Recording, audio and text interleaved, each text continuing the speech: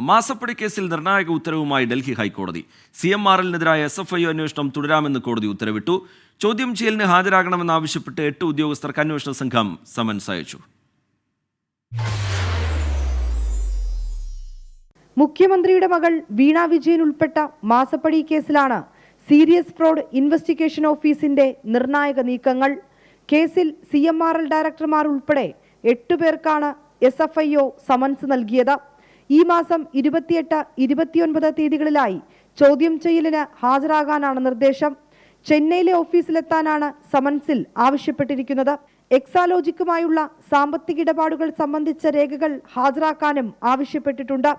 എന്നാൽ summons തടയണമെന്നാവശ്യപ്പെട്ട് CMRL Delhi ഹൈക്കോടതിയെ സമീപിച്ചു.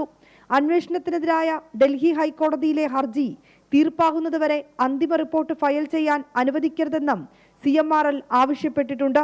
അതേസമയം CMRL-നെതിരായ SFIO അന്വേഷണം തുടരാമെന്ന് ഡൽഹി ഹൈക്കോടതി. എന്നാൽ അറസ്റ്റ് അടക്കമുള്ള നടപടികൾ പാടില്ലെന്നും കോടതി നിർദ്ദേശിച്ചു. ഹർജി വെള്ളിയാഴ്ച വീണ്ടും പരിഗണിക്കും.